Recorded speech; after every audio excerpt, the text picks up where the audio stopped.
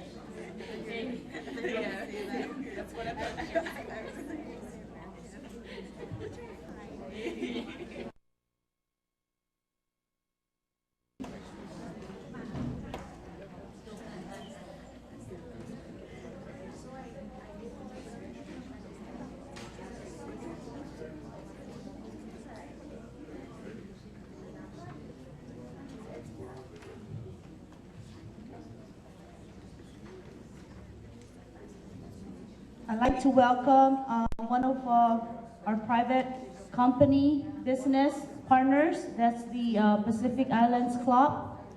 We have Ms. Vicky Benaventi, and this is what I'm going to do. I'm going to ask them to introduce themselves. Hi, good morning, everybody. Today, buenas,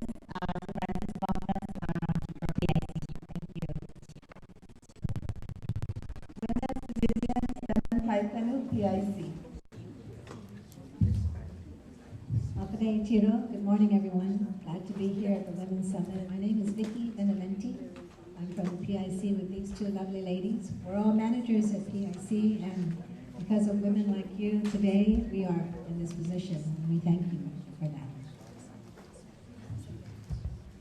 Thank you.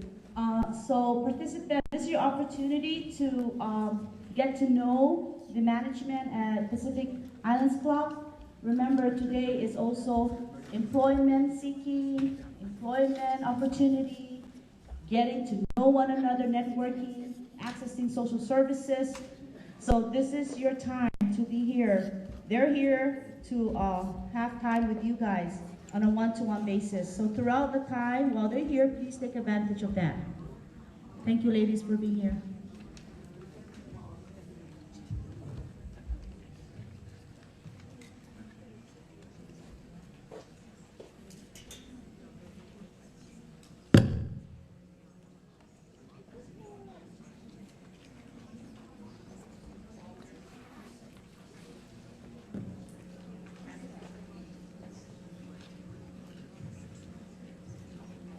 And please also take advantage of the social service agency.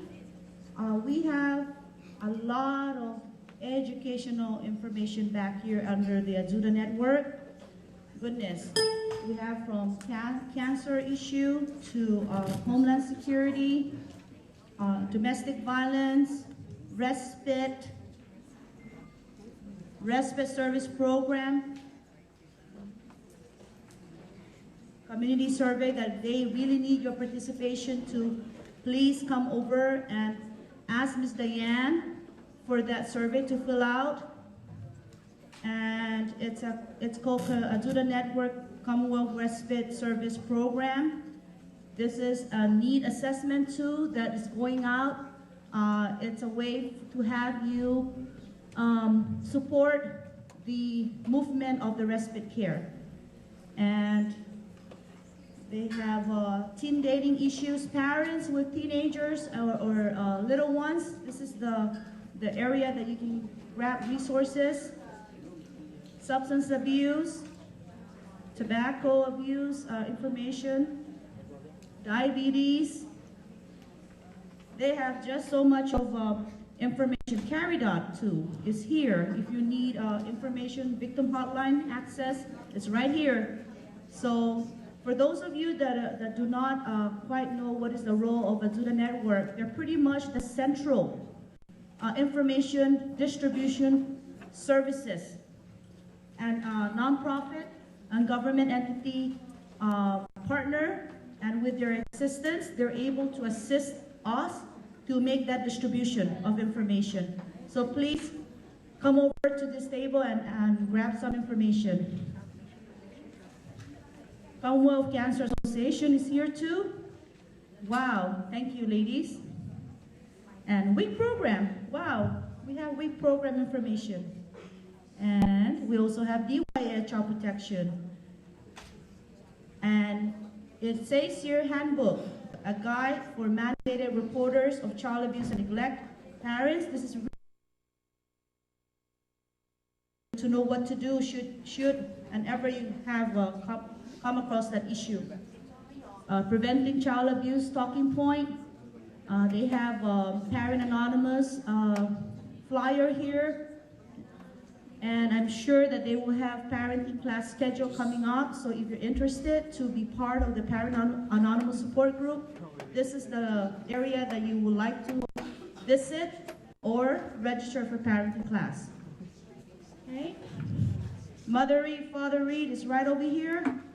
We have toddlers Mother Read program, I believe, and adult program. So this is an area that you would like to visit too. Jota and Kizo is here. If you don't have a library card, this is your opportunity. Please come and visit them. And we also have our area. Sorry, it's an invisible person with a flower right over here watching our table. But this is our table, and we have resource material here that would kind of like tell you who we are, and what we do. And the Homeland Security has graciously given us some of their brochures. So these are free handouts that you want to grab from them. And I'm going to ask my friend over here to give an announcement and introduce her program. Hi, good morning, everybody. Well, this is with the NCD Bureau, but I would also like to say for the Maternal and Child Health Bureau, we have some surveys here. They're for our needs assessment that's going on. Really, because MCH is taking on a new role, transformation, we wanted to do these priority rankings really to introduce one of our concepts, which is the life course theory. And with the rankings that you guys select in 6 domains, what we would like to do is kind of move away from the family level of analysis and take an intimate look at the relationships between family and long-term relationships in terms of social structure and history. So really starting from the time of conception, from the time just the different, all different aspects that the family goes through, including not just when the child is born, but what was going on with the parents of that child when they were conceived. So it really takes a long-term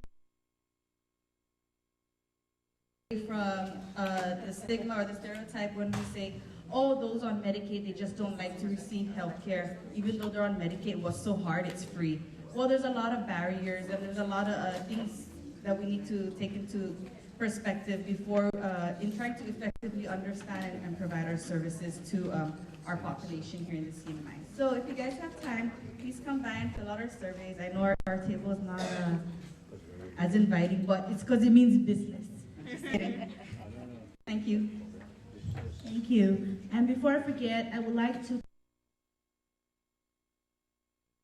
committee for this year of the Women's Summit, and that's Dr. Ignatia Dimapon, Jackie Che from NMC, Commonwealth Health Services, Commonwealth Health Corporation. I believe it was Esther Munya has sent a representative, and DCCA, we had also representative from that agency and Azula Network. Thank you all for being part of our planning committee. You made it successful. All right, so I'm coming right over there.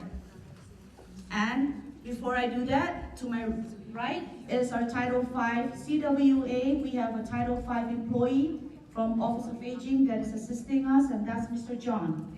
So we are Women Association with Men on Board. Oh, you should know that. And Patricia is back there. She's the part-time caseworker for CWA.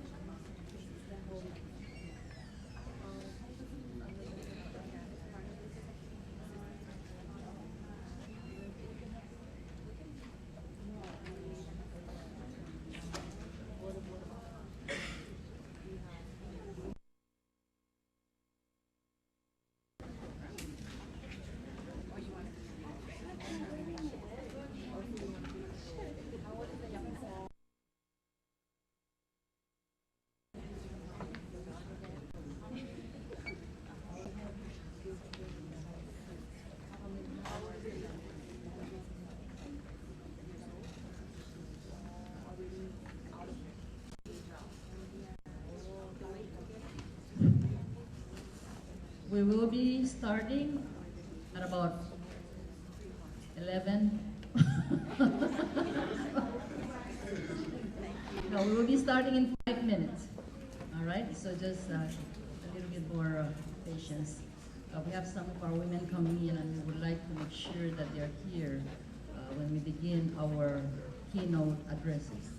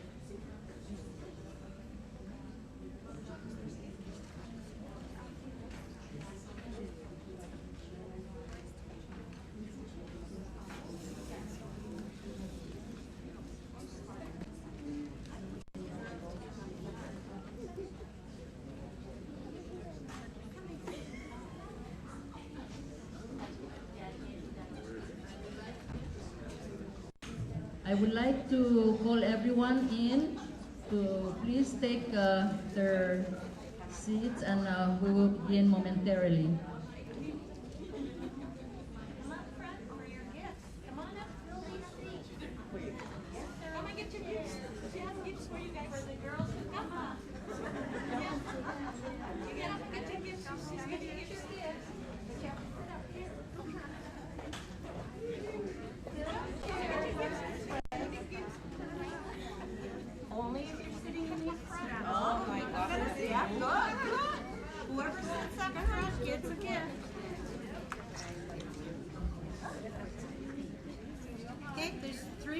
It's here, girls. Come on up front. Come on.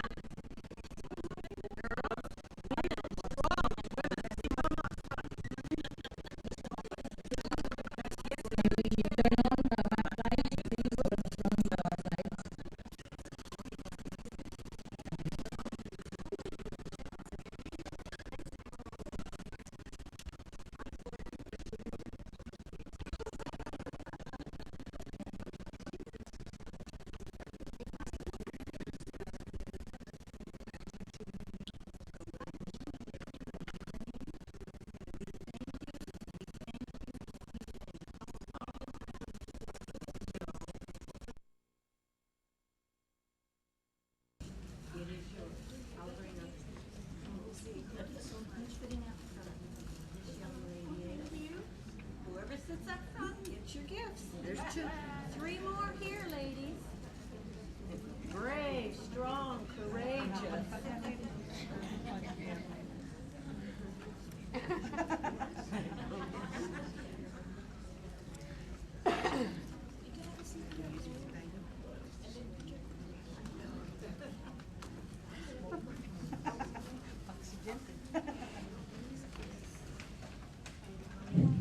Wanted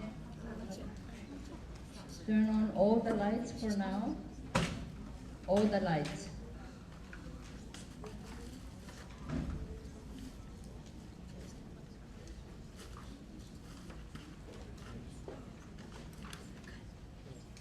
Thank you. Buenos dias, hello, and a warm welcome to all of you to day 2 of the second annual Women's Summit. Thank you all for your commitment to the advancement of our women throughout our region, to accelerate our progress towards gender equality and full realization of women's rights in our islands. At this time, I would like to call on our keynote speaker, Ms. Laura Sauder, but before I do that, allow me to read a brief introduction on her.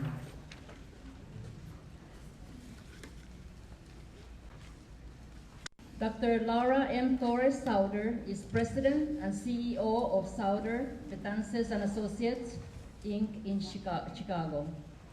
Through her visionary leadership, she leads a competent team of professionals to provide cutting-edge training services to public and private clients in the areas of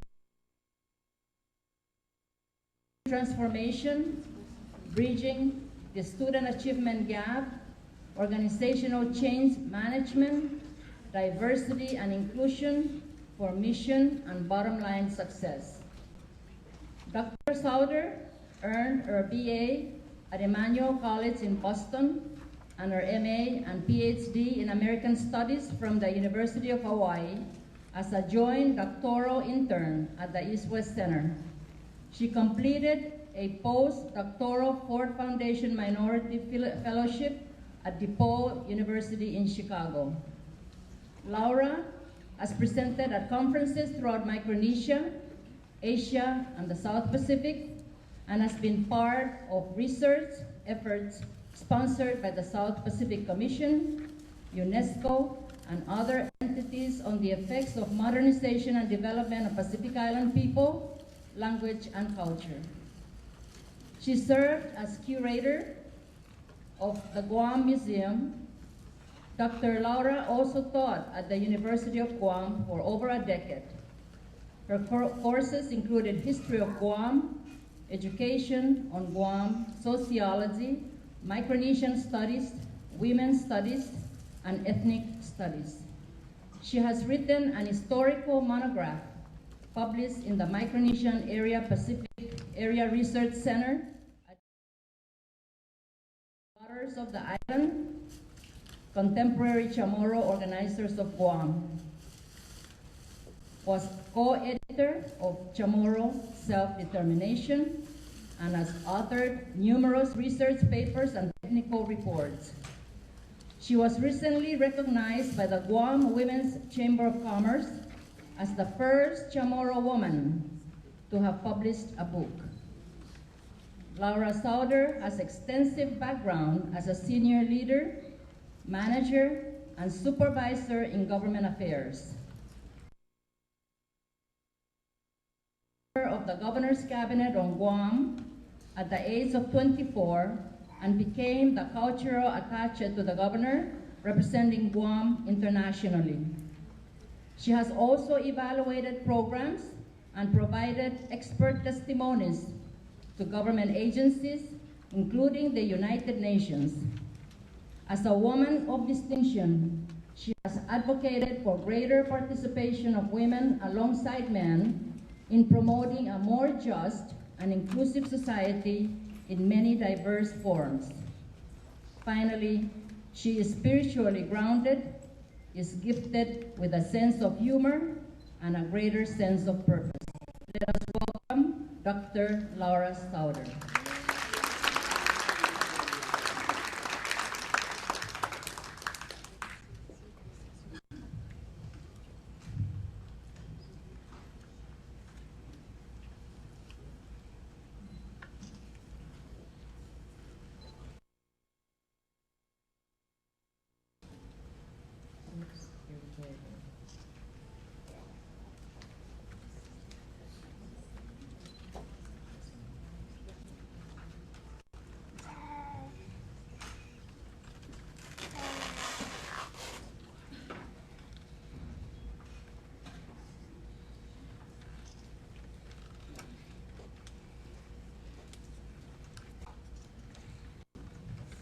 Okay, thank you so much. She makes me sound like a superstar. Thank you, Congresswoman. The truth is, sa mundo ginagawa, sa matusumato sa akin, no, ikumbidahan pa rin kwentos kapag ay hindi corazon mo ang sisami. Sa estipado pa rin sa songan I shininten mommy, iminagov mommy, zani pinitin mommy, puritanota. Good morning, ladies and gentlemen. Thank you so much for your welcoming. It's a beautiful day in Saipan. Yesterday we were in Tinian and we were welcomed just as beautifully by the sun and by the love of the people of Tinian. A very, very important message. A message from our hearts about what we can do to bridge what we call the island global divide. Some of you recall, Sammy and I were here in December to begin these essential conversations through the sponsorship of the Humanities Council.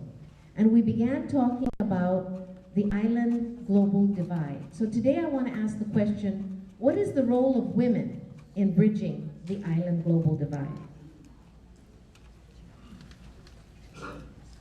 And the question has to be followed by this question. And I ask you, because this question wakes me up in the morning and keeps me up at night sometimes. And it's a question that we have to be asking ourselves. How can we best maintain and promote our languages, customs, and traditional values as indigenous people of the Marianas? I'm talking about Chamorros, I'm talking about the Refalawash, I'm talking about the people who are rooted in this land. How can we do that while preparing for and becoming viable players in a global socioeconomic and geopolitical reality? How can we do that? That's the question that we need to be asking ourselves in every way, shape, and form that we can, beginning with when we wake up in the morning in our homes, as well as when we go and work in professional forums, or as advocates for our children and our families, in whatever capacity, as political leaders, as educational leaders, as health leaders, whatever capacity you serve. How are you making it possible for the people of the Marianas to bridge the island global divide? I'd like to play a quick video for you. We don't have sound, okay? So I'm gonna put the sound to my computer and hope that the music carries. But just imagine your favorite song playing in the background as we look at what it is that we're talking about when we talk about the 21st century reality.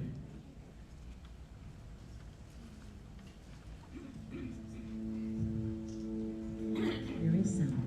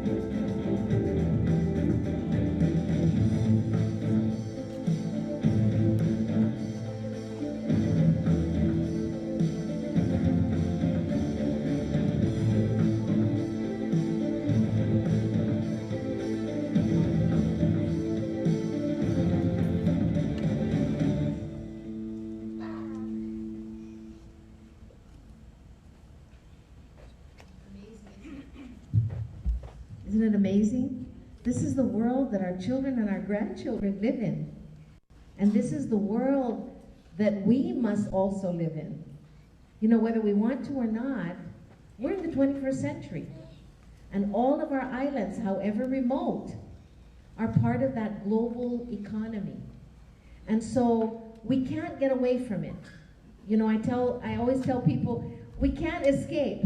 We can't go back to living in the Lati huts, or we can't, you know, hide ourselves in the gualo, even though those are very important symbols for us, and symbols and exercises of maintaining our way of life, our living. You know, when you have a gualo, you can have bananas, you can have papayas. You don't have to worry about whether the ship comes in. You can have suni and doggo and kamuti. That's sustenance. But we also have to live in this global economy. We're relying on, at least in the Northern Marianas, CW workers to provide the talent pool. We need, when the CW program ends in 2019, what's going to happen? Are we educating our children to become the talent force that is needed to maintain a viable way of life in the Northern Marianas? These are the questions we have to be asking ourselves, ladies. This is our business. This is not the Chamber of Commerce business. This is not just the governor's and the legislature's business. This is our business. Because we have to remember, first and foremost, these are our islands. These are our homes. Saipan belongs to you. And what are you doing to make sure that there is a Saipan that is meaningful, that is productive, that reflects the Chamorro and Carolinian way of life, the values that we hold dear, the faith that we express, all of that continues to exist and to transform to meet the demands of the 21st century for our children and our grandchildren. So this is the stuff that we have to be talking about today. So what is the role of women in bridging the island global divide? I'd like to explore that a little bit with you this morning. Famous for a quote for his definition of what words mean. And words are important, particularly for us in the world of orality. We are oral cultures. We belong to oral cultures. We tell stories to convey what is important. So we use words a lot. Well, he defines words, okay? And I think that's a powerful definition. But it's also a very important definition for women. And gentlemen, of course, you are welcome to experience the joy of this exploration of words as well. But I'm going to be exploring words that are significant to women, to women's experience, okay? And words are pregnant with meaning. So that gives us a clue about what the capacity of a word has. It provides life, right? It provides opportunity. It provides meaning. Now let's look at some of the words that are important in Chamorro culture. And I'm sure they're also important, equally important in Carolinian culture. Words that are used to describe our traditional roles as indigenous women of the Marianas. We're childbearers, right? Nobody can dispute that. Without women, there are no children. Of course, there can't be children without men as well, but we have the role, the traditional role as child bearers. So that's a very important part of our existence, of our identity. We're also the culture bearers. There's a mother tongue, and the mother tongue is called the mother tongue because it comes from the mother to the child. The first words that the child hears are words. The child learns how to connect with culture, traditions, and values by connecting through the mother tongue. That's why we call it the mother tongue, okay? And the mother tongue becomes the language that connects the child with the world that the child is born into. So that brings to bear another set of words. But we're also storytellers. You know, there's a description in Father Garcia's early accounts in the Marianas, where he describes a group of women dancing in a circle, which we call linatlat now, bailan linatlat, by some of the dance troupes. And women dance around in a circle while there's a storyteller in the middle telling the story of the people, telling the story of the clan, telling the story of what has happened that is important for continuity of peoplehood. I took that image and I shared it with my two little nieces when I was writing my book, Daughters of the Island. And my two little nieces, who were 9 years old, drew this picture, which is very difficult to see, which became the cover of my book. And people used to say to me, why are you putting this little, kid drawing on such an academic manuscript, right? Because it tells the story. And so we have the role of storytellers as part of our indigenous role as women of the Marianas. There are other words that are used to describe our kinship system and the centrality of mothers in Chamorro culture. We use the word matrifocal, which is mother-centered. Matrilineal, which is lineage that is determined through the uterine line. And I use the concept haganhaga, which is blood daughter, okay? Haganhaga is a term that we use when we talk about self-determination, for example, on Guam. We talk about those who are connected in blood to a kinship system that defines who we are as the indigenous people of the Marianas. So these are important words. And I invite you ladies to talk about these words when we talk to our kids about who we are and what our roles are. Let's inform our daughters about this. You know, when we speak to students here in the Marianas and we ask them about these terms, they have no clue what I'm talking about. They have no clue. And I always say this, if they don't know it, guess what? It's because we didn't teach it. If they don't know how to speak Chamorro, whose fault is it? It's not the children's fault. We didn't teach them how to speak Chamorro. If you speak Tagalog and you haven't taught your children how to speak Tagalog, whose fault is it? Yours. If they don't speak Carolinian, whose fault is it? Ours. We can't blame the colonists, right? We can't blame the politicians. We can't blame the Chinese. We can't blame anybody. We have to take the responsibility ourselves. We make those do it. That's why they don't know it. They learn what we teach. So we have to remember that part of being Haganhaga, part of being culture bearers, is to take our role seriously. If we're not even conscious of those roles, then obviously we're not going to exercise them very, very effectively. So part of what I want to do today is make you uncomfortable. Part of what I want to do today is force you to think about things that are so painful that they're hard to think about. Because that's my job. That's my job as a storyteller.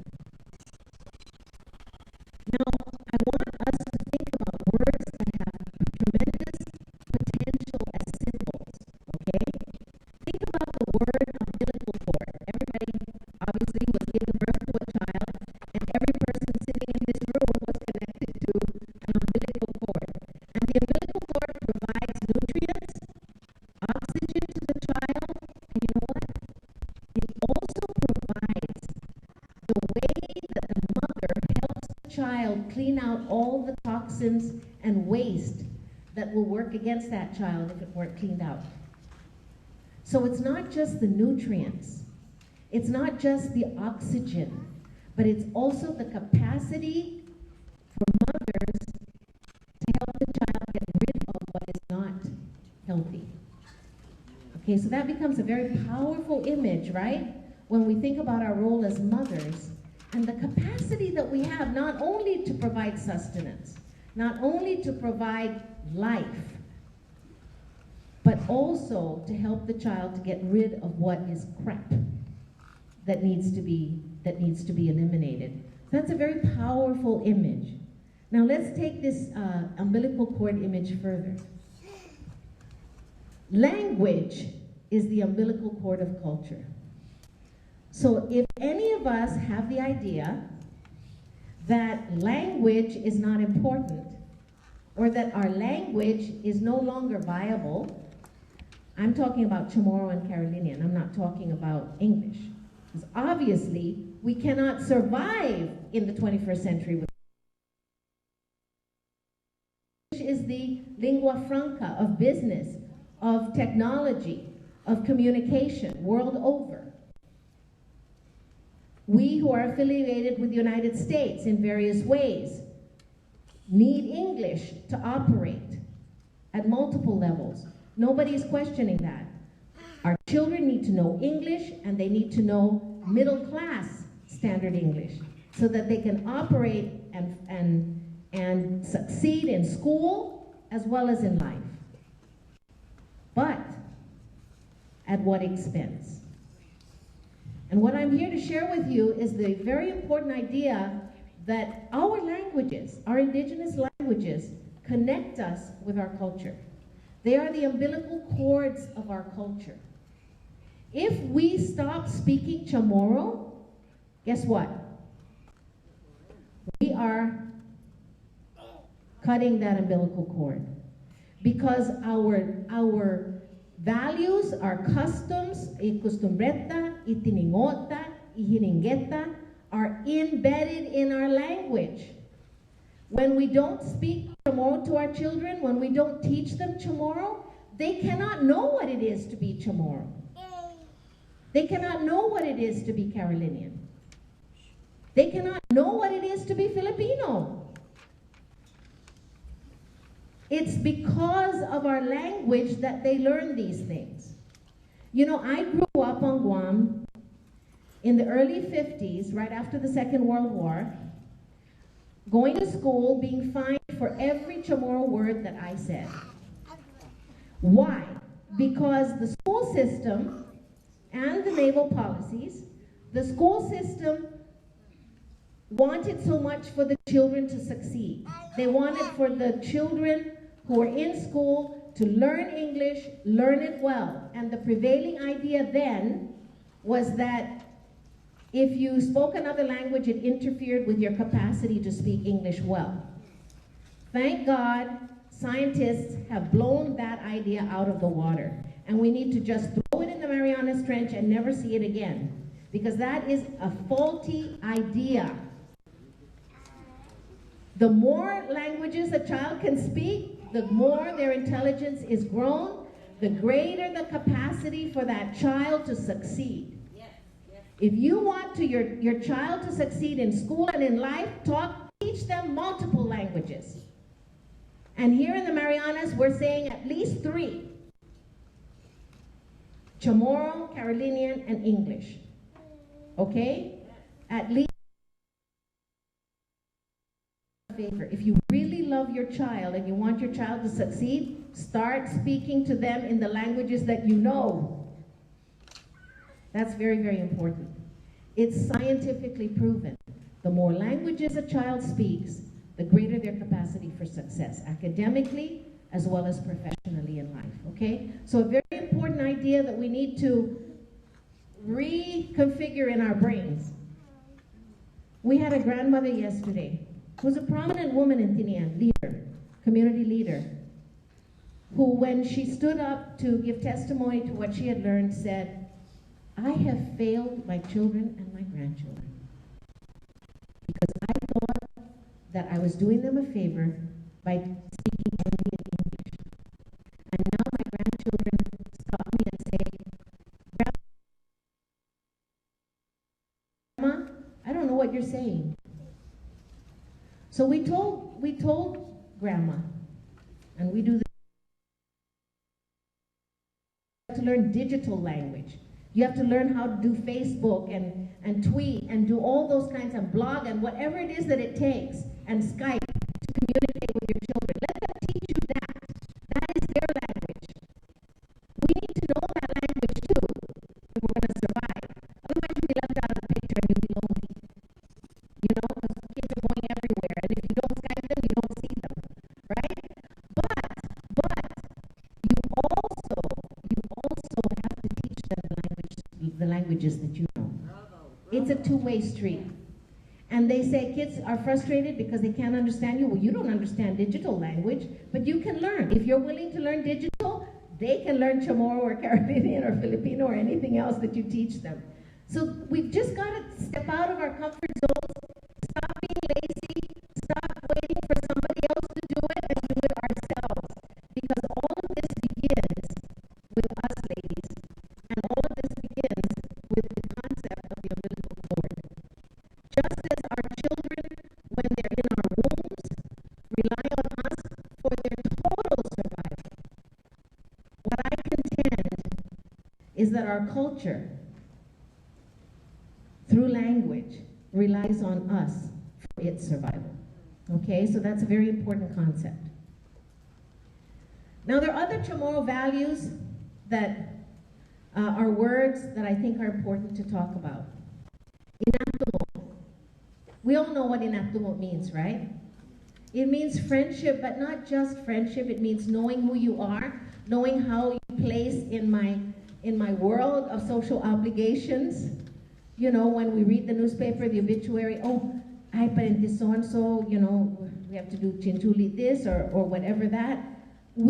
That's what inatumo means in the deep sense. Hindi mas tadong na klasin tiningo. Put palabras, okay? So inatumo, very important. Inafa mauli. What does inafa mauli mean? It means getting along, but what does fa mauli mean? What does maulik mean? Good. Fa maulik means to make good. Inafa maulik means to make good the community, the family. Words are great to explore with our grandchildren.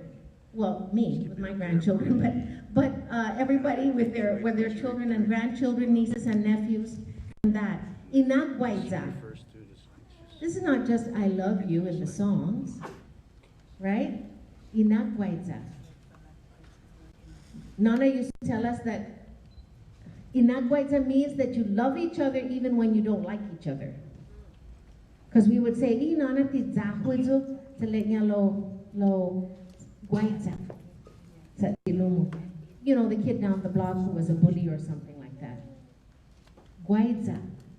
She would always tell us, guaiza.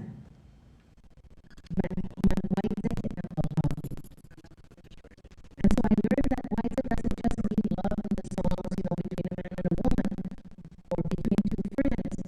Guaiza is something much more significant in our language. And what the value of guaiza brings. Inagofli. Inagofli is a blessing. It's in all the novenas, right? Inagofli. What does that mean? That's us. To adore, to appreciate, right? To respect. Again, a word that's filled, pregnant, pregnant with meaning in these words. Inafa tauto. Okay, tauto is one of my favorite words. Tauto means what? People, right? Mama tauto means what?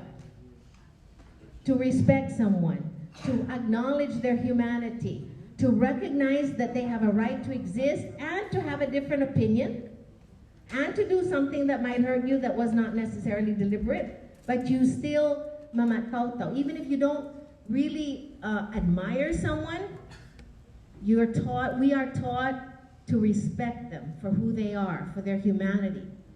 Now, tauto tano, hafa kumekiling niya tauto tano. Hita ni man tauto tano, hafa kumekiling niya. We are the indigenous people of the land, right? Tauto. People. Tano. Land.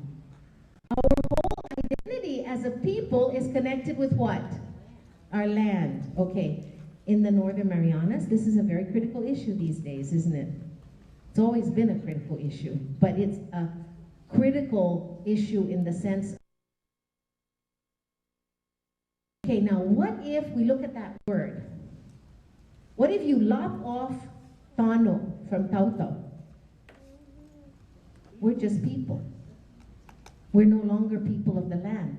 And tadza tano, koman tauto tano him. Okay. Hafa and wahatano, but you're losing all your talent. All the kids from Saipa, Tinian, and Luta are going somewhere else, to Guam for jobs or to LA or wherever. Brain drain.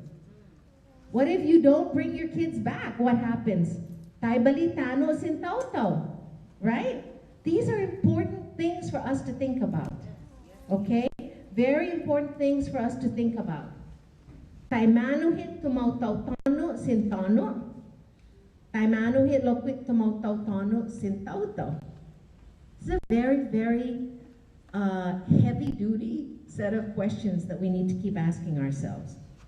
And then we have the tauto mona. Do we want to be called by our descendants as the tauto mona of their time? Or is the tauto mona going to be something associated with legend and myth and scary stuff? You know, those spirits that pinch you near the Tongkonuno. Or are we tauto mona? You know that tauto mona mean those people who have foresight? Those people who have laid the path? Those people who have created the social structures and the values and the systems which we continue to participate in? I much prefer that definition of Tautomona.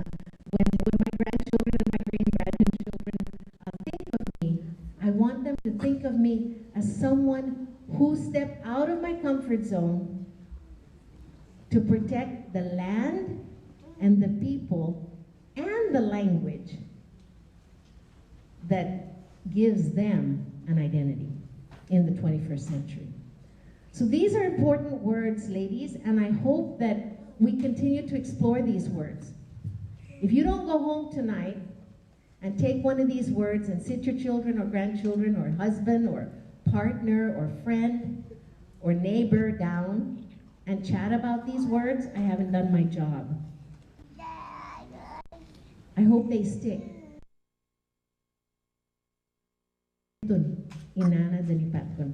I hope that these words stick with you. Now, our challenge is to apply what we know as child bearers then and as culture bearers in our new role as bridge bearers. And I'd like to end by going through a little journey of thinking about us in a new role, but using that umbilical cord as a symbol. Okay?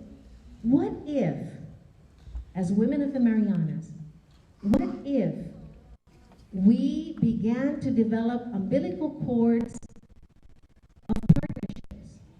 What if we began to develop umbilical cords that bridge the island global divide in education, for example? These are the things I want to sort of leave you with in terms of a challenge. We can bridge the island global divide. We can. It's possible. And you know what? Our lands are small enough. Our islands are small enough. Our populations are small enough that we can really make a difference. You know, if you're talking about Puerto Rico, for example, which has 4.5 million people, it's a lot harder. But on Guam, we have what? Less than 200,000 people. In the CNMI, we have what? 58,000 people. We can do this. We can do this. This is something that is very doable in our lifetime with our leadership, okay? So we need to make it happen, ladies. We need to make it happen.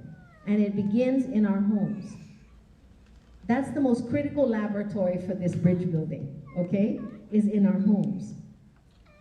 We need to, you know, we talk about inagwaita. Lo sigahin man ataka. About politics. If you're in a different party, hey, tibe kwintu sa, you know, atuod so ginikap niya na hungog meeting na asangan itiluhu, right? Or because of some land transaction that went bad in our families, in we went to court. According to Pekoti, ningay an na bekwintu siya zo, ningay an na befatsui, ningay an na, and then what happens? Maktu story connection. Maktu story the umbilical cords. Taza palabra no for umbilical cord if you know tomorrow. I've tried and tried and tried to find it. Tilipas lo kalan, you know. Kalan palabra sampapati sanulo. Lo, you know, I mean, I tried to find a beautiful word for umbilical cord, but I couldn't. So I just had to call it umbilical cord. Lo tilipas na masasangan lo kalan, you know, awkward it's in the palabra. Okay? And siga tanak mautos tilipas. Tilipas sa pusak, okay. But using the symbol of the umbilical cord, the tilipas sa pusak, and what it represents, we can create new lifelines for our children, our island communities, and our continuity of peoplehood. Ladies, this is serious business, and this business is in our hands. It's not too late. No, never too late. And we are the culture bearers. So what we do will determine what our children have. You know, we talk in Chamorro about the Gwinahan Famagun. Hafa para u gaigi para Famagun. Hafa Gwinahan Famagun. The children will have what we teach them. The children will have what we show them has value. That's what the children will have. So they're building blocks of this new umbilical cord, this new tilipas that we're going to be constructing, I hope. And part of it is coordination, okay? If we don't talk with each other, taza coordination. And yung sangani do na pick up i kelagwin, taza siyempre kelagwin gilamasa. right? We have to coordinate. But I always tell people, let's not get confused, because sometimes we think, oh, tomorrow means Kelaguen and red rice, you know, or golayapan or whatever. No, those are celebrations of the way that we've taken our natural resources and turned them into fantastic cuisine. We're talented, we're creative, but that's not who we are as Chamorros. That doesn't reflect our belief systems, okay? That doesn't reflect our values, our ethos, our relationship with our land and the sea. That does not reflect that. Those are good manifestations of how we've creatively taken resources and turned them to our great, delicious advantage. But being Chamorro does not mean you know how to make red rice and Kelaguen or finadeni. I have spoken to Chamorros who say, but I eat finadeni every day. What the heck? I mean, you know, some people eat tomato ketchup with their food and they're still Chamorro, but because, you know what I'm saying? So let's not get confused about that. Cooperation, folks. We've got to tear down these walls that we've constructed all around us. If we're going to be bridge builders, we've got to overcome divides, which means you've got to talk to your neighbor that you haven't talked to for a long time, which means you've got to collaborate with your brother or your sister that you can't stand the sight of because of something in the past, which means that Chamorros and Carolinians and Filipinos have to work together in this community. That's what it means. It's going to take all of us. It's going to take all of us to do this. Everybody, males and females, leaders and informal and formal leaders and so on. And then we've got to collaborate. Now these three words are different, you know, they all begin with C, but coordination means to make happen because of concerted effort to take care of details. Cooperation means being willing to overcome your differences so that you can collaborate on a common purpose. And that's what collaboration means, is to work together for a common purpose, to put aside your hidden agendas or your not so hidden agendas and to be able to work together for the common good. So I leave you with these images of what this new umbilical cord, this new Tilipas Apuza can look like if we create it together. I love this bridge. It reminds me of Palau, of the connected through those causeways. I was always thinking, why don't they, because I hate those little planes that go to Tinian, so I was hoping that maybe they could build a causeway, and then Sammy reminded me that it's over the Marianas Trench. It's a little bit more difficult, but the point is we can overcome the depth of the Marianas Trench in collaborating between Saipan and Tinian, between Saipan and Luta, between Luta and Tinian, and so on and so forth. We're divided even in our islands. You know, we might be united in a political, governmental sense, but when we listen to people talking about each other, you'd think we were a different country sometimes. Or Guam, Northern Marianas and Guam. We're all Tautano of the Marianas. We never got the idea clear before. And so these are some of the things that we need to take care of. Now, we don't have to think about these gorgeous expanses of bridges. Sometimes a little tolay hadzu will work. Sometimes a little tolay hadzu will work. Sometimes the divide is so little and yet we make it out to be so big in our minds. And it might just mean extending a hand. It might just mean saying, look, we've had bad blood between us before because we were the campaign chairs for two different political entities. But let's get together to get these things done, because our people need us to do that. What causes the differences between the islands and the people? Competition, envy, jealousy.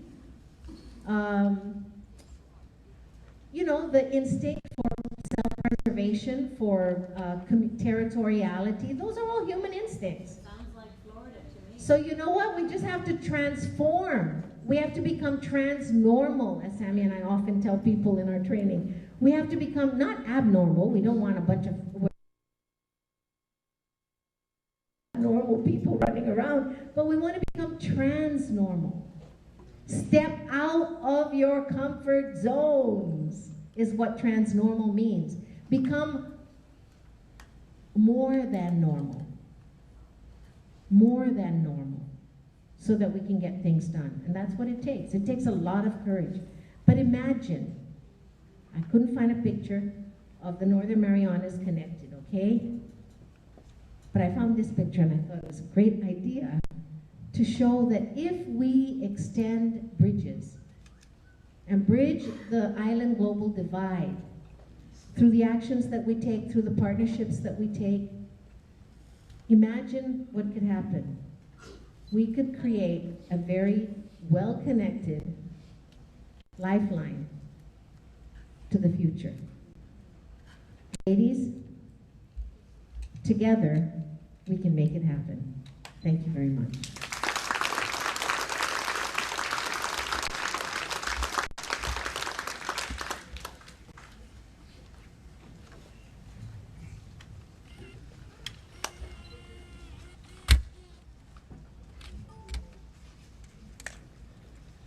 Well, thank you very much, Dr. Sauder. That was a very powerful, inspirational, and very important message that we have to ponder on today. And at this time, I would like to now recognize our next keynote speaker, another very powerful, inspirational speaker that we have many of us have had an opportunity to listen to, Dr. Samuel Betances. But before we do that, let's give another round of applause for Dr. Samuel.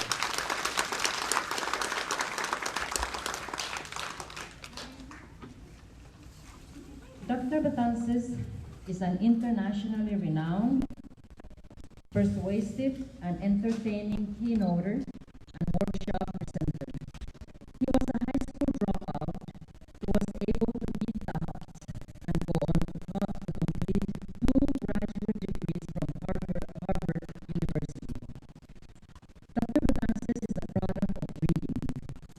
He taught at Northeastern Illinois University as a full professor of sociology for 25 years. He has also taught courses for the University of Guam, in Guam, Saipan, and other areas in Micronesia, and has conducted seminars for CNMI bilingual educators on cultural identity, language and culture preservation, and indigenous rights. Dr. Betances has keynoted in conferences in the CNMI, Palau, and Guam on education, identity issues, and social change. He has lectured throughout the United States, Puerto Rico, and the Virgin Islands on similar issues for over 40 years, and has written numerous published articles on bilingual education, the issue of language and identity in the debate on political status, the impact of change in island communities, and the challenge and complexity of responding to new demographics. He is the author of 2 books. His latest is Winning the Future Through Education, One Step at a Time. Dr. Betances has worked as a consultant to over 1,212 school systems, both public and private. He has worked in 18 countries, all 50 states, and 4 U.S. territories as a diversity educator and consultant for Mission Excellence. Currently, he serves as faculty member at the Summer Institute at the Harvard Graduate School of Education and as senior diversity consultant and trainer for Sauder, Betances, and Associates. Let's welcome Dr. Betances.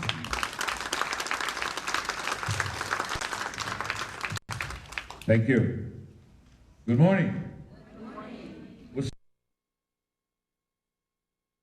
Listen up. What I want you to do, I want you to say, let's make it happen. Men and women together, let's make it happen. Bipartisan collaboration, let's make it happen.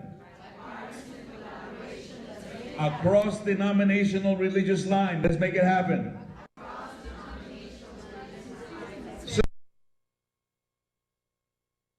when I give you the signal is I want you to get up, and there are 3 people that you know, that you appreciate, and you're going to shake hands with them or give them an embrace, and you're going to say, let's make it happen. However, I want you to take a look around and see somebody who looks suspicious.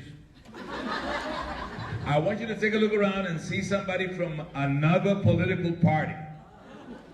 Those are the people that defeated you. And those are the people you defeated. And I want you to especially cross over and in that context, shake hands and say, for the sake of women and men and the future of the CNMI, let's make it happen. So get up, move around, shake hands, collaborate. Everybody, let's make it happen.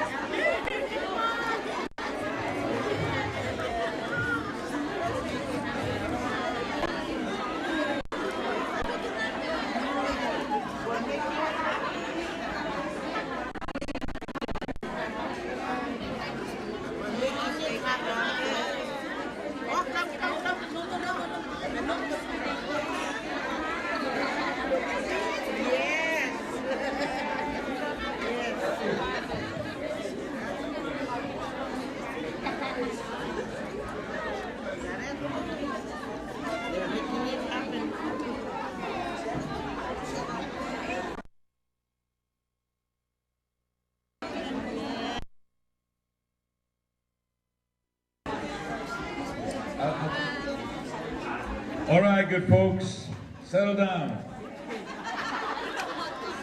Good morning. Listen up. My accent is. My mom and dad are from Puerto Rico, and so I have a Spanglish accent. Mommy was very white, European looking. Daddy was very black, and that's why I look Palawan. The people that I love, the Palawan people, I've just come from Palau with a Micronesian Youth Services Network, the MISM network. And we had a wonderful time, and every time I'm in their presence, I feel at home. And then the Carolinians sometimes look at me. Say, are you sure? You know what I was? So I have this international look, and so forth. Please stand up. This is my wife, Dr. Sauder.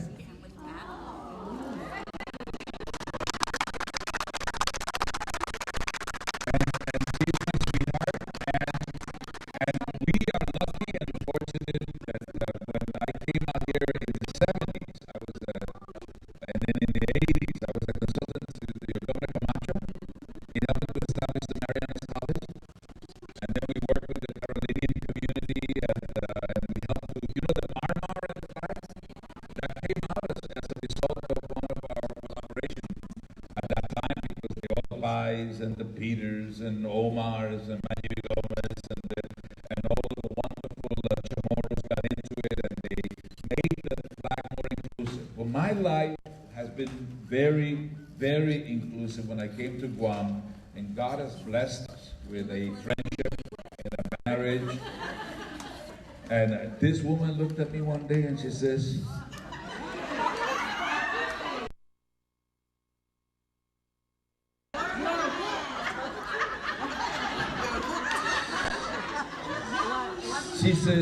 are you coming on to me? I said, that's the way it is, And she educated me. No, this is the serious part. She says, the man that I want to marry has to be in conflict with the traditional macho role. And so if we both work outside of the home, we both must do our fair share of the crappy work inside of the home. And when you clean and wash and fold and dry and put away, you're not doing it for me, it's your dirt too, honey. And then she says something else. No, this is important, this is valuable, because a lot of us do things. She says, and so she says to me, if you're going to be my man, then you're going to be exclusively my man. So if there are some women that you've messed with, lied to, manipulated, or thought you could make a life with, I want you to go wherever you need to go, and you let them know you find a woman for the rest of your life. Never do I want to walk through life and find a woman that has had anything to do with you that does not know that I am the woman for the rest of your life. And so I had to make a few visits. No, just kidding. No, wait a minute. One more thing. On the day we got married, something magical happened that I was not expecting. You know how with this ring I thee wed? That's not what you said. I was expecting that because I've seen the script. She says to me, Sammy, this ring is a symbol of my fidelity to you. So every time you see this ring, know that I am being true to you. So she says, Sammy, this is not your ring. This is my ring that I give to you as a symbol of my fidelity to you. And you better be able to also be inspired and motivated to say the same. I got hers. Her dad was of German descent and came to the Marianas and married this Chamorro female woman. But that man said to that family, you need to own your language and your culture. And so he didn't speak Chamorro, but he promoted Chamorro. Anybody that comes to this island, they don't have to speak Carolinian, they don't have to speak Chamorro, but they have to support it because this is the only place that you can extend to your umbilical cord the extension of peoplehood. And this woman then enters my life, our lives, and as a result of that, she educated me about how she wanted to be treated. And based on that, I got this thing as what we have to do as full partners. So I thank God that I have returned again and again and again to the land that embraced me in so many ways.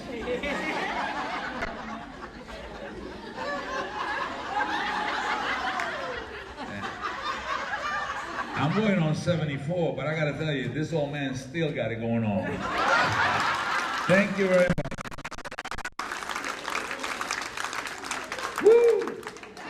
Sweet Jesus. Yeah, we got to go to work. Now, I'm all right. What does it take to be full partners in bridging the global, the island global divide? To some degree, what Loling told me, and I'm Loling, and they call me, say Samuel. Say Samuel. But in Chamorro, Samuel. And my last name is Betances. Say Betances. Now put them both together. Isn't that beautiful? I get up in the morning and I say it about 10 times. My students call me Dr. B. Say good morning, Dr. B. Good morning, you all. And I also speak my language. Yo hablo el español de mi gente y lo hablo con mucha proficiencia en ese contexto. And I like a medical cord is not a blood sausage, you know? And you have to edit.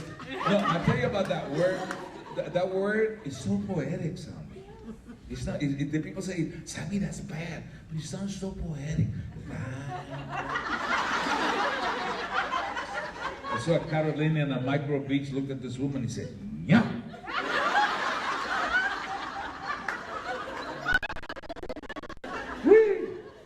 And you thought you were just gonna the keynote. All right. So let's bridge let's make it happen. Bridging the island over the back. My students call me Dr. B. Say good morning, Dr. B. Good morning, Dr. B. Because I like, the idea is that they want to do the respectful doctor, but I don't like all of that betances because I feel like family. So Dr. B is an informal, formal way of getting it done, and so it's that. Look here. In the book says that when great leaders find that things are not working, your mission is not being accomplished, you're not getting the collaboration you need, the church membership is not actively engaged, our young people continue to listen to other voices, our men and women sometimes have relationships that are flat. I saw one of the pamphlets out there. You shouldn't have to go home to get hurt. You shouldn't have to go home to get beaten. So when things are not working, the most important question that great leaders ask is, what must I stop doing? So if our relationship is flat, the question that we both need to ask is what? What must I stop doing? And if men are going to be full partners, because we haven't always been, some of us have tried. Some of us are in conflict with the values that frustrate our collaboration and in our cooperation. And what's the third one? And our coordination. The issue then becomes, what must I stop doing to make it happen? And in that context, I seek your permission to say things that out of context some people may not understand. I found a couple of quotes, and basically men and women are like right and left hands. It doesn't make sense not to use both. You got to use both hands. The partnership has to be full at home, inside the home and outside the home. In that context, we need to start respecting the fact that traditionally, there was a long time ago when men went fishing and the women did what? Stay home. So we got the idea that men work outside of the home and women work where? That's cool. That's cool during that time. But we now have something that's interesting, right? And that is that men and women work where? Inside and outside. If that's the case, then we both have responsibility where? Both. And so the whole idea that you're going to hold on to a value that used to work in the past because it's convenient. So men work outside of the house and women work outside of the house and inside of the house. And that's not fair. And so one of the things that has happened in our home, Lo and I get up in the morning, and I think in all of the years that we've been married, don't ask how long you've been married, ask how deep is your love.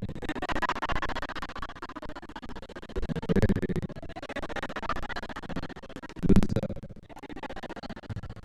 But one of the things that maybe 5 times during our lifetime we haven't made our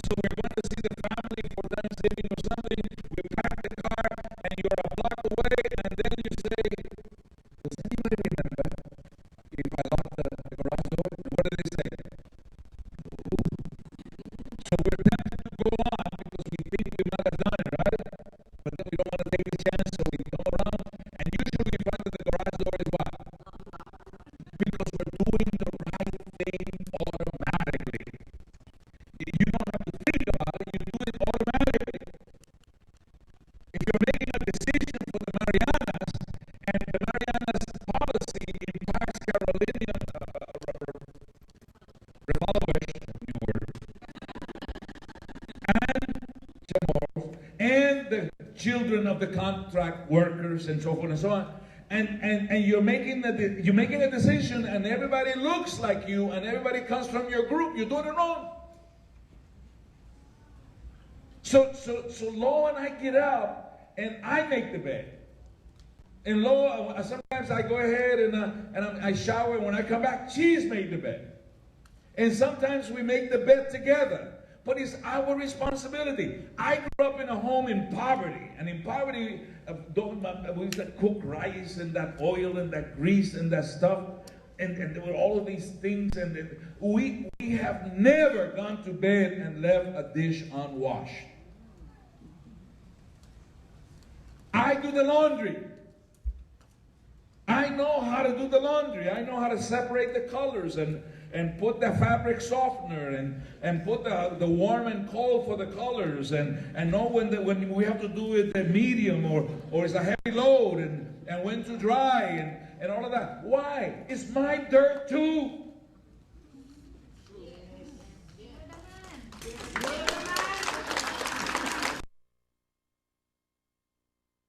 You are doing it wrong if your children go to school and their room looks like it's lived in. Look like it's disorganized. And they're not helping mommy. It's their dirt too. Teach people to be responsible. Now, she does laundry, but sometimes she doesn't. I do ironing. And sometimes it feels a little, we used to have a home by the beachfront in Puerto Rico, and one day I'm doing the laundry and stuff, and this guy comes in to do to take care of the pest control. I got busted. Yeah, and some people don't understand. So if you feel busted, put down the domestic lines and stuff and close the room and knock 3 times in the,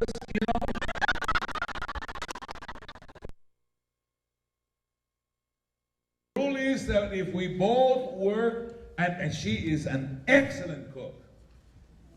So she does the cooking, and she has aesthetics. I remember I came home when we got married. I grew up on welfare. We were so poor. Somebody broke into a little apartment and didn't take anything. So I come home and I marry this woman, and she's setting the table, and she's getting to be seasonal. And she got this plate, and then you got to put the spoons here and the fork. We're just going to sit and gobble this thing in front of the TV, She educated me to have some class. To have class. And I said, what are we going to talk about? All done. Okay, let's go watch Family Feud.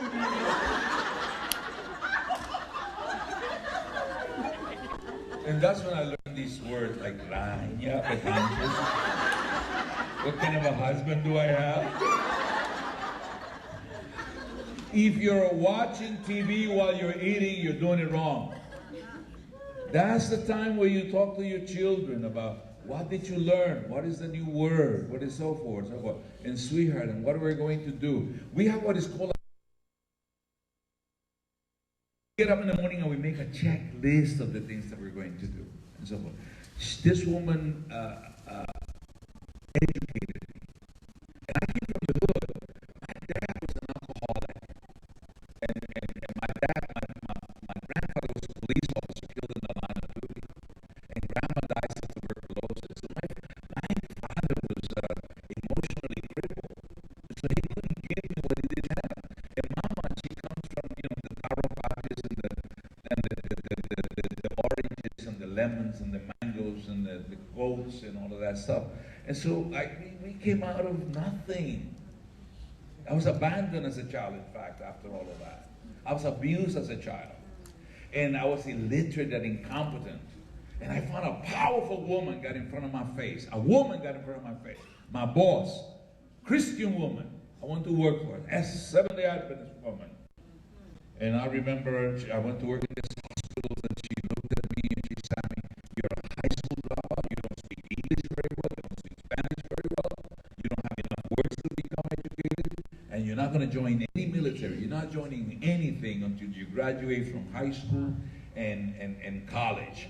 And so she got me to read. She said, "You don't have enough words." So she got me to get the words that I needed. She says, "This textbook got 3,500, 10,000 more middle class words. You can't be educated if you don't know words. And so the more words you have, the more chances of becoming." Is that when you have an opportunity in dining, that's when you talk to your kids and you say to your kid, "What is a new word that you learned today?" I learned resiliency. Say resiliency. What does that mean? To bounce back from adversity. What does it mean? To bounce back from adversity. Do you grow up and your parents are an alcoholic and addiction, but you bounce back from adversity? You come back from an abusive relationship and you bounce back from adversity. You found out that you were sexually abused and it wasn't your fault. You reject rejection. You bounce back from adversity and you make sure that you don't become an abuser. After I did all of that and went to school, I met this woman, but my culture was that I didn't have enough culture and finesse. And that's where the dinner table conversations come in.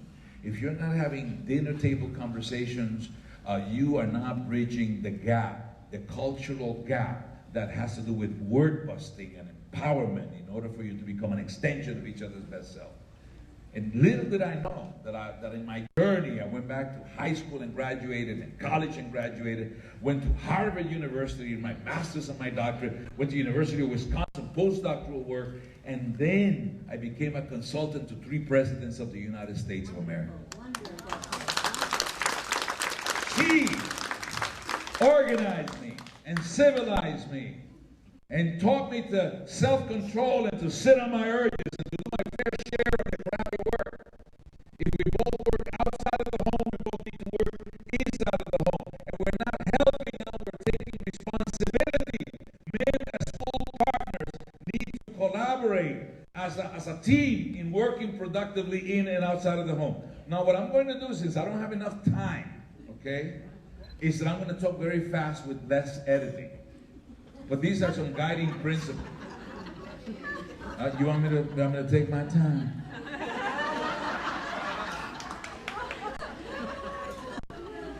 I like that. You sound like my wife. Oh, I love this. Reject popular culture scripts of what constitutes an ideal type macho. One of the things that happened in Tenia, at the end of our training, what did you learn? One of the elders stood up and he says, "I have learned that I have to stop thinking like a man."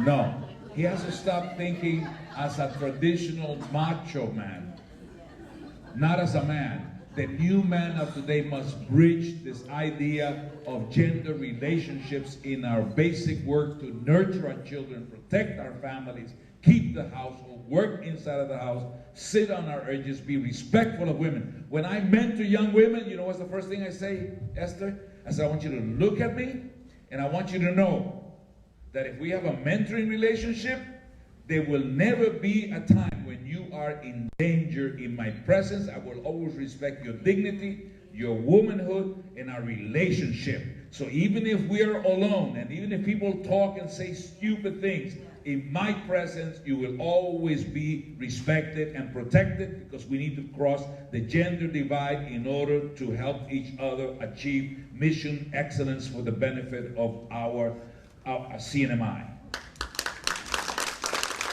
So, we got to reject the popular culture, the idea that we have to be on the prowl, the idea that we have to be hunting, the idea that we have a double standard.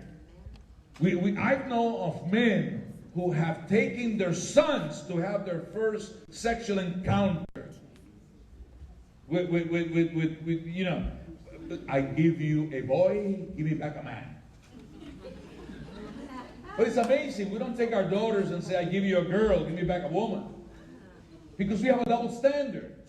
We think it's okay for the boys to be on the prowl. We think it's okay for the boys to simply enjoy recreation at the expense of collaboration and dignity and respect and spiritual values. So this is Holy Week. And I bet you a lot of people are still doing unholy things. So we have to be in conflict with this notion. Education of both men and women is a wonderful contraceptive. I got to tell you something about Dr. Sauter, my Loling. Loling doesn't need me for being able to earn a living.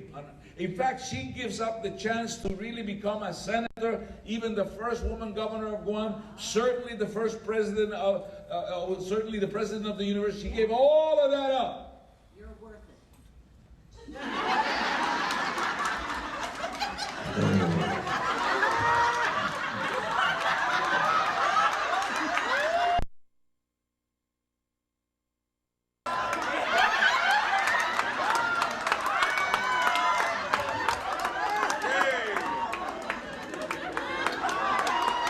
Take your time.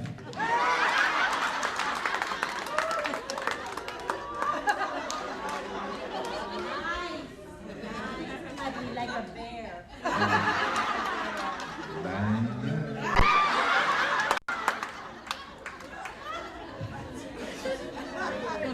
One of the things we teach our kids, if somebody comes to you and say, let's study, and you know that they're on the prowl, and you're at the College of the Marianas, right? You simply say, or at the Marianas High School, or any other places. Yeah, we teach the young women to say, when somebody comes to you and you know that they don't really mean it, you say, zip up your pants. Say, close your legs. Say, close your legs. Open up your mind. I'll be your study partner, not your piece of pie. Teach the children how to reject this stuff and not to collaborate, and teach them to become educated so that they can make a living and not have to become dependent. We met a former Miss Universe. And you know what happens with a long time ago, you know what happens to our bodies, right? Youth is fleeting. And that's all she did. She worked with that beauty. She was Miss Universe, and now her husband was a pilot for what is now United Airlines, Continental then. And you should have seen the stuff she had to take so that she wouldn't lose her place. Educate our women so that they don't have to become dependent. Our relationship is an independent one. She's qualified, I'm qualified. We choose to be with. It's a wonderful way of controlling the amount of kids you have and when you want to be intimate. You shouldn't have to be raped at home. Yes. Give me a bam. Say bam. Bam. Give me an amen. Amen. So we got to educate our kids to understand real, authentic collaboration rather than dependent collaboration that can sometimes lead people to have more power than they should have us. Receives viewing women through the pornified lenses of a corrupt, dehumanizing industry. When I used to be growing up, if you wanted to watch porno, you had to watch those yellow movies. You don't remember yellow movies. That there used to be porno theater here, and then they used to have a lot of contract workers and stuff. And on Wednesday they used to put a yellow flag, and that was the day that we were going to have pornography. That was the yellow movie. Yeah, I heard about that. I read about that.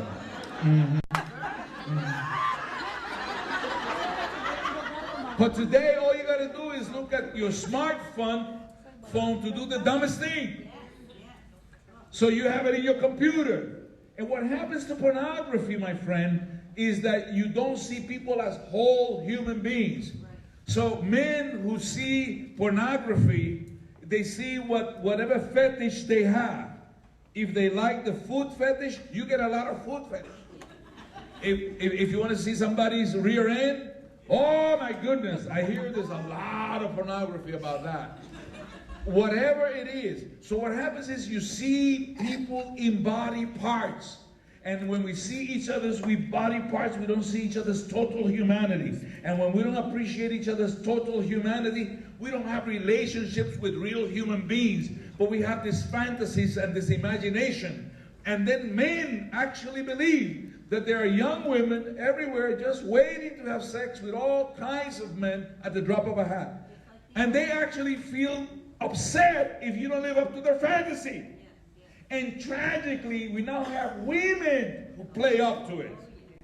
They see the films and they themselves they borrow the linings and so on and so on. We have to be very, very careful that we don't corrupt our lenses by simply viewing people as body parts rather than real human beings. So we have to resist that. Oh, one of the things that Lois reminded me, they found studies, you know when our children first begin to see pornography, at what age? 3. No. Age 11 is when they begin to tune in.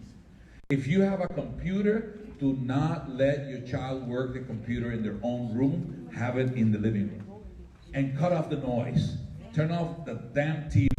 Record your programs if you want to watch them later. But make sure that your children do their homework in front of you in the family visit, and hold their technology hostage. Here's my cell phone, Nana. Hold it hostage. I'm going to study for an hour and a half, and then I'm going to come back and I'm going to look for 10 minutes, and I'm going to go back to study. And make sure they grow rather than to spend all of the time spent. You know what? Sex. It spends energy. That's what sex, that when people have sex, the first thing they want to do right afterwards is go to sleep. Yep. So what happens is that all of that creative energy that has to be engaged in your studies, in your spiritual life, in your collaboration, in your communication, you come home and you're exhausted, and you don't even have time to be intimate with each other. Because you're being intimate with these fantasies. And if we want to be full partners, we have to be in conflict with that which feels natural and normal. And we live in a pornified society. It's everywhere. And in the process, we corrupt our ability to be intimate, to really appreciate each other's total humanity. And don't let anybody see you simply as idealized body parts. That's not who we are. Enrich your family life with books that include strengthening partnerships across gender lines. You have to read in order to lead. If you think you're a leader, and when somebody you're just taking a walk. Reverend Maxwell. Read together. Read books about heroic women, about women who made exceptional breakthroughs, and to strengthen your partnership. Encourage and foster a cross-gender reading discussion group. We don't have enough information. First of all, we don't read normally, but you have to read about your